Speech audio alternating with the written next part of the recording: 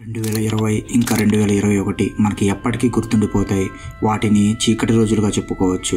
ఎందుకో ఇప్పటికే అందరికీ అర్థమై ఉండాలి. అవే కరోనా రోజులు. ప్రపంచంలో ప్రతి దేశం, ఇంకా ధనవంతుల నుండి కటిక పేదవారి దాకా, చిన్న పెద్ద అని తేడా లేకుండా యావత్తు ప్రపంచం అంతా ఒకే టాపిక్ గురించి మాట్లాడుకునేలా చేసింది ఈ వైరస్. కంటికి కూడా కనిపించని ఈ చిన్న వైరస్ ఎందరో జీవితాలలో తీరని శోకాన్ని మిగిల్చింది. దాని దాటికి ఎందరో ధనవంతులు, రాజకీయ నాయకులు, ప్రముఖ యాక్టర్స్ సైతం బలైపోయారు. ఎన్నో వైరస్లు ఉన్నాయి, అందులో కరోనా ఒకటి. అసలు ఈ వైరస్లు కంటికి కూడా కనిపించవు. మరి ఇంత చిన్న వైరస్ ఎలా ప్రాణాలను సైతం తీస్తుంది? అసలు ఈ వైరస్ ఎలా డెవలప్ అవుతుంది? ఎలా జీవించగలుగుతుంది? ఇలా వైరస్ గురించి కొన్ని ఆసక్తికరమైన విషయాలు ఈ వీడియోలో తెలుసుకుందాం. గాయస్, మేము అందించే నాలెడ్జ్ మీకు వర్త్ అనిపిస్తే ప్లీజ్ తెలుగు విద్యాలయం ఛానల్ని సబ్స్క్రైబ్ చేసి నోటిఫికేషన్ ఆన్లో పెట్టుకోండి. వర్త్ అనిపిస్తేనే సపోర్ట్ చేయండి. వైరస్ అనే పదానికి పాయిజన్, అదే విషం అని అర్థం. ఇది లాటిన్ భాష నుండి వచ్చింది. మనకి ఎప్పుడు సాధారణంగా వచ్చే జలుబు నుండి ప్రమాదకర వ్యాధులు అంటే chikungunya, swine flu, dengue, Zika, Ebola, ఇంకా ఈ మధ్య వచ్చిన కరోనా, ఇవన్నీ కూడా వచ్చేది వైరస్ వల్లే. ఈ వైరస్ చాలా చిన్నగా ఉంటుంది. ఎంత చిన్నగా ఉంటుందంటే బ్యాక్టీరియాని మనం లైట్ మైక్రోస్కోప్లో చూడగలం. బట్ వైరస్ని చూడడానికి ఈ లైట్ మైక్రోస్కోప్ సరిపోదు. దానికంటే పవర్ఫుల్ అయిన ఎలక్ట్రాన్ మైక్రోస్కోప్ మాత్రమే చూడగలదు. సో వైరస్ బ్యాక్టీరియా కంటే చాలా చిన్నది. బ్యాక్టీరియా 0.5 to 5 మైక్రోమీటర్ సైజులో ఉంటే వైరస్ మాత్రం 20 to 400 నానోమీటర్ సైజులో ఉంటుంది. అంటే వైరస్ ఎంత చిన్నదో అర్థం చేసుకోండి. ఇంత చిన్నగా ఉన్నా కూడా ఈ వైరస్ అనేది మనిషి, పక్షులు, చెట్లు, జంతువులు, ఇంకా నీటిలో ఉండే జీవులు, చివరికి బ్యాక్టీరియాని, ఇలా ఈ భూమి మీద జీవం ఉన్న ప్రతి దాన్ని ఎఫెక్ట్ చేస్తాయి. గమ్మత్తైన విషయం ఏంటంటే ఒక వైరస్ ఇంకో వైరస్ని కూడా ఎఫెక్ట్ చేయగలదు. అసలు ఈ వైరస్ అంటే ఎలా ఉంటుందో ఏంటో చూద్దాం. వైరస్ అంటే సింగిల్ లేదా డబుల్ స్టాండర్డ్ ఉన్నటువంటి DNA లేదా RNA పీస్. ఇది కేవలం ఒక జెనెటిక్ మెటీరియల్ మాత్రమే. అయితే దాని చుట్టూ రక్షణ కోసం కప్పబడిన షెల్ లాంటిది ఉంటుంది. సరే, ఈ వైరస్కి ప్రాణం ఉందని మనం నిర్ధారించలేం. ఎందుకంటే సైన్స్ ప్రకారం దేనికైనా ప్రాణం ఉంది అని చెప్పాలంటే దానికి కొన్ని లక్షణాలు ఉండాలి.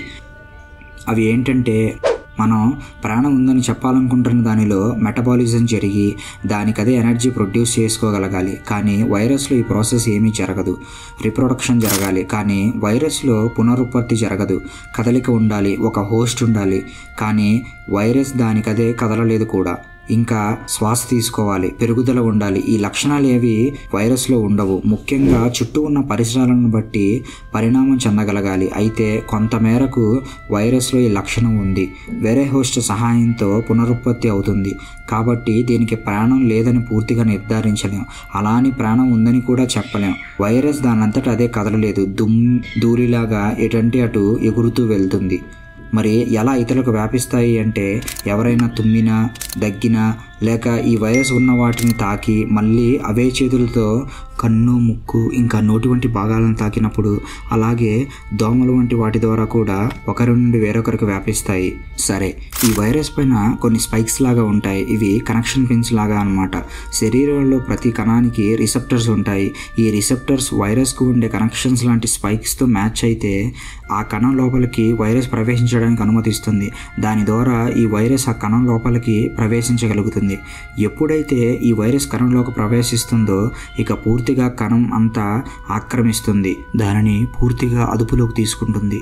ఈ వైరస్లో ఉండే జెనెటిక్ మెటీరియల్ని ఆ ఆక్రమించిన కణంలోకి ఇంజెక్ట్ చేస్తుంది. ఇక అప్పటి నుండి ఆ కణం శరీరం కోసం కాకుండా వైరస్ కోసం పనిచేయడం మొదలు పెడుతుంది.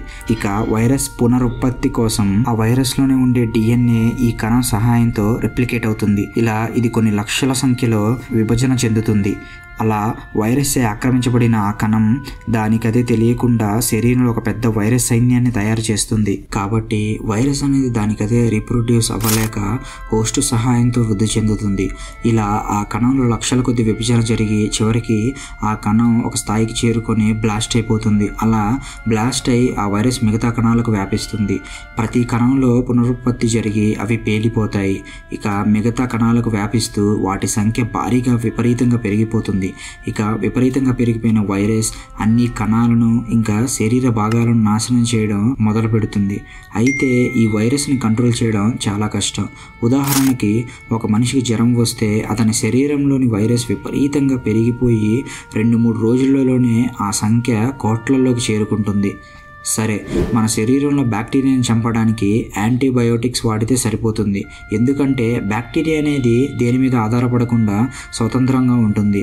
కాబట్టి మనం మెడిసిన్ని డైరెక్ట్గా బ్యాక్టీరియా మీద పనిచేయించగలం. కానీ వైరస్ అలా కాదు. ఇది దారుణంగా మన కణాలలోకి వెళ్ళిపోవడం వల్ల మన సొంత కణాలనే మనం నాశనం చేసుకోవాల్సి వస్తుంది. అయితే మన శరీరం నుండి ఇమ్యూన్ సిస్టమ్ ఈ వైరస్ని నాశనం చేయడానికి బాగానే ప్రయత్నిస్తుంది. ఎవరిలో అయితే ఇమ్యూనిటీ పవర్ తగ్గుతుందో అప్పుడు ఈ వైరస్ సంఖ్య విపరీతంగా పెరిగిపోతుంది.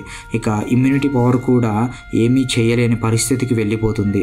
అందుకే ఇమ్యూనిటీ పవర్ని పెంచే ఆహారాన్ని తీసుకోవాలి.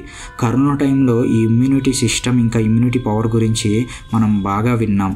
ఇక వైరస్ కొన్ని కోట్ల వైరస్ని క్రియేట్ చేయగలదు. అయితే ఒక మనిషి తగ్గినప్పుడు లేక తుమ్మినప్పుడు కొన్ని లక్షల వైరస్లు బయటికి వస్తాయి. అలాంటిది అందులోని ఒక్క చిన్న బిందువు అయినా సరే వేరే మనిషికి చేరితే చాలా చాలా ప్రమాదకరం. అందుకే ఇలా తుమ్మేటప్పుడు ఇంకా దగ్గేటప్పుడు కర్చీఫ్ లేదా మోచేతిని అడ్డు పెట్టుకోవాలి, మాస్కులు ధరించాలి. ఇలా ఈ వైరస్ చాలా ప్రమాదకరమైనది. దానిని అదుపు చేయడం చాలా కష్టం. అందుకే ఈ వైరస్ పట్ల మనం చాలా జాగ్రత్తగా ఉండాలి.